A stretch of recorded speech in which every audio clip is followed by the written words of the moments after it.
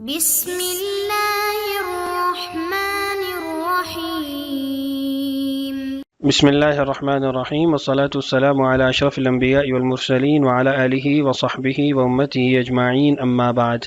عزیز طلبہ کرام، آج ہم سبق نمبر 19 پڑھیں گے، کتاب الطہارۃ، باب ما یقول الرجل اذا دخل الخلاء۔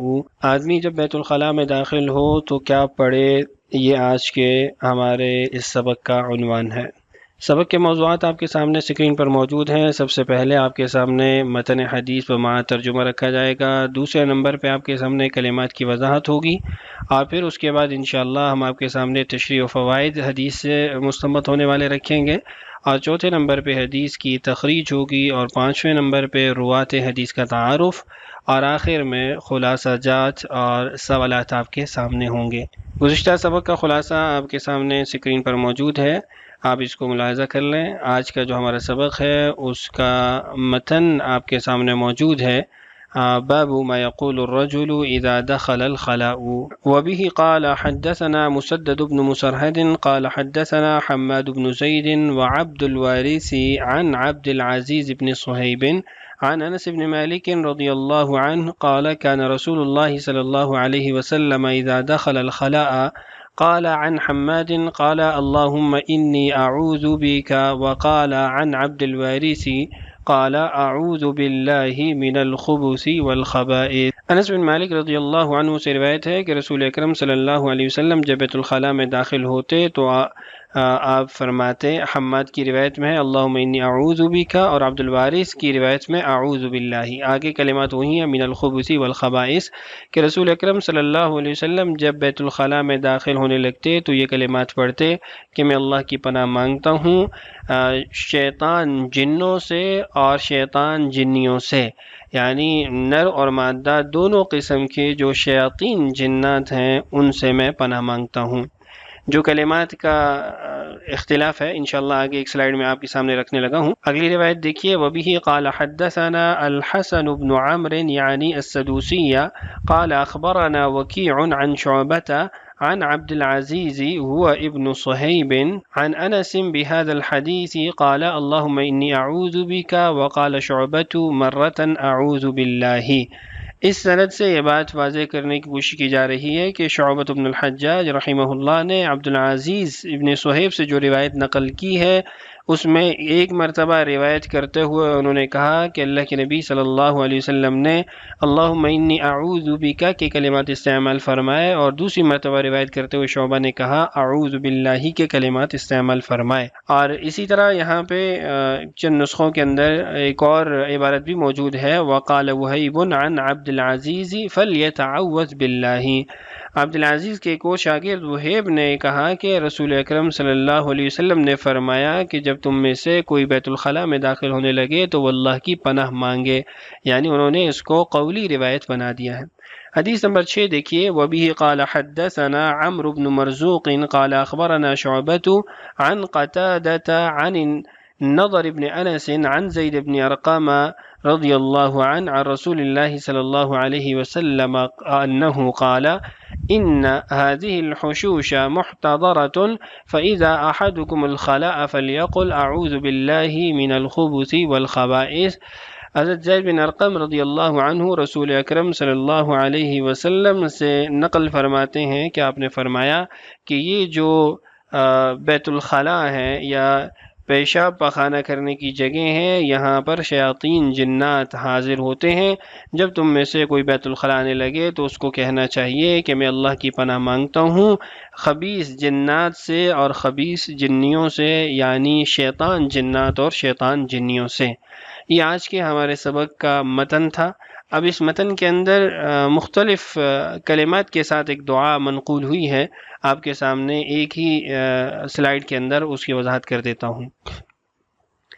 ہم نے جو اسناد پڑھی ہیں وہ آپ کے سامنے اسکرین پر موجود ہیں۔ ایک سند تھی مسدد بن مسرہد عن حماد بن زید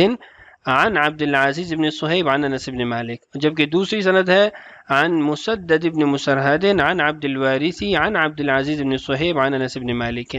اب اس میں جو حماد کی روایت ہے اس میں اللہم انی اعوذ بک، من الخبث والخبائث۔ اور عبد العزیز کے جو دوسرے شاگرد ہیں عبد الوارث، ان کی روایت میں ہے اعوذ باللہ من الخبث والخبائث۔ اسی طرح تیسری سند تھی الحسن بن عمرو السدوسی عن وکیع عن شعبہ عن عبد العزیز بن صہیب عن انس بن مالک۔ اب یہ جو شعبہ کی سند تھی، اس کے اندر پھر دو طرح سے انہوں نے روایت کیا، دو مختلف اوقات میں۔ ایک مرتبہ انہوں نے حماد کی کلمات سے نقل کیا اللہم انی اعوذ بک، اور دوسری مرتبہ عبد الوارث کی کلمات سے نقل کیا اعوذ باللہ۔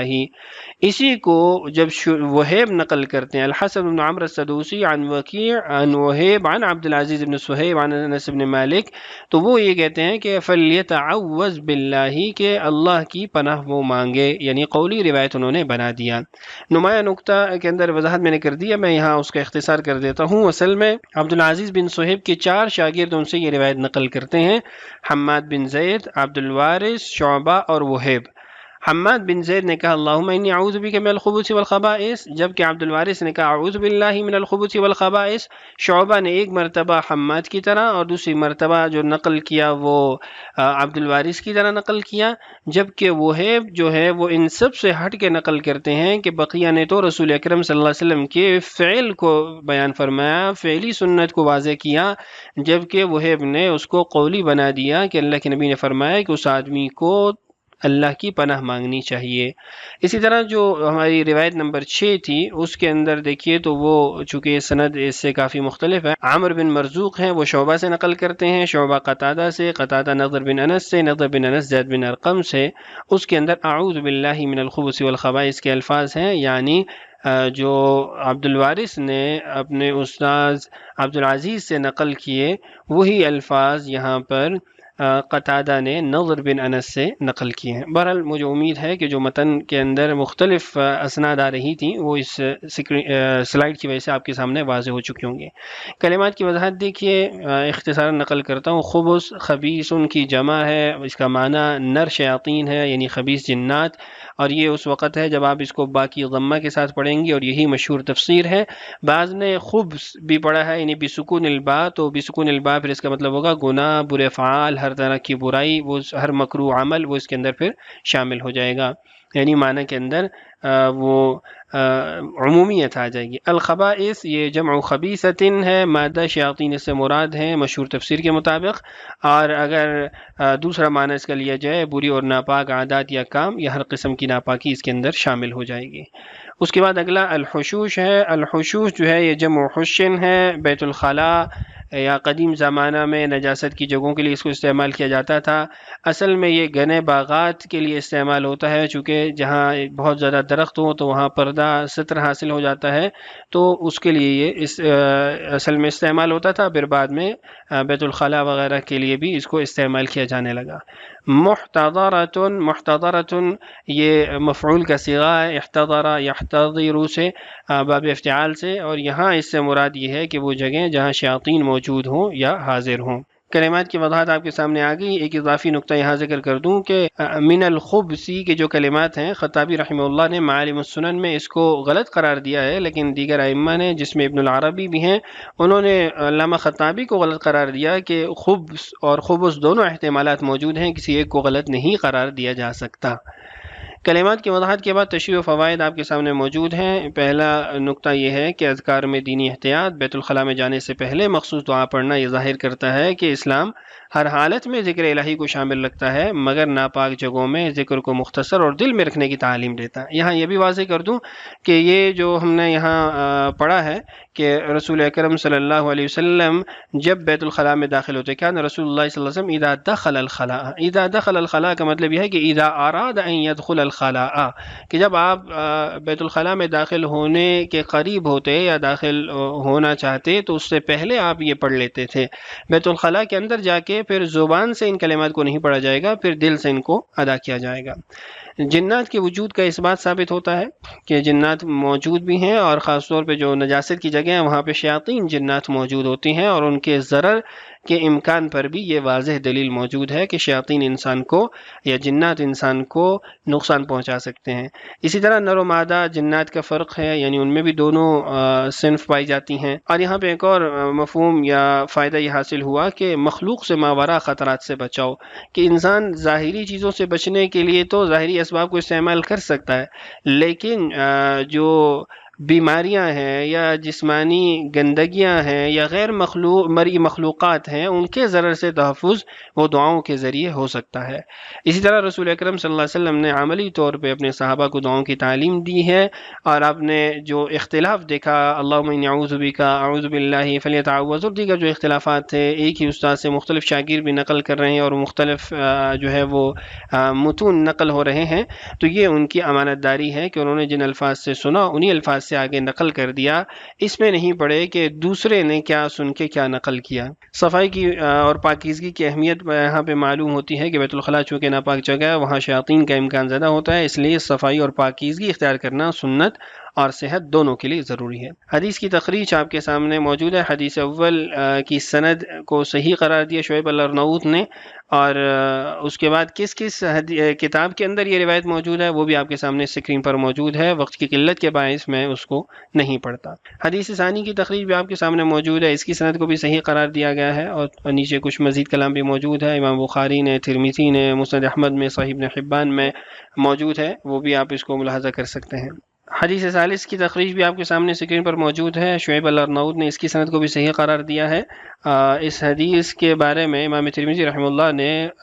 اضطراب کا حکم لگایا ہے کہ قتادہ سے آگے نقل کرنے والے کون ہیں، اس کے حوالے سے اضطراب کا حکم لگایا ہے، لیکن امام ابو داؤد رحمہ اللہ نے جو ایک سند ذکر کر دی، نقل کر دی، تو اس سے پتہ چلا کہ ان کے ہاں اضطراب ختم ہو جاتا ہے اس ترجیح کے بعد جو انہوں نے یہاں پر اپنی کتاب کے اندر سند نقل کیا، یعنی ان کے ہاں یہ راجح سند ہے جو انہوں نے سنن کے اندر نقل کر دی ہے۔ روات حدیث چونکہ کافی گزرے ہیں تو ہم نے ایک فہرست آپ کے سامنے بنا دی ہے، کچھ ان میں سے پہلے گزر چکے ہیں، ان کا تعارف بھی گزر چکا ہے، اس لیے یہاں پر ان کا ہم تعارف نہیں لائے ہیں۔ جن کا تعارف پہلے نہیں آیا وہ آپ کے سامنے اسکرین پر ایک کے بعد دیگرے میں لے آتا ہوں۔ تفصیلی تعارف موجود ہے، آپ ایک ایک کو معلوم کر سکتے ہیں، اقوال بھی ائمہ کے ان کے بارے میں پڑھ سکتے ہیں۔ میں ترجمہ یا تفصیل کی طرف جاؤں گا تو ہمارا سبق بہت زیادہ طویل ہو جائے گا، تو آپ کے سامنے میں یہ کے بعد دیگرے ان ائمہ کے، ان روات کے حالات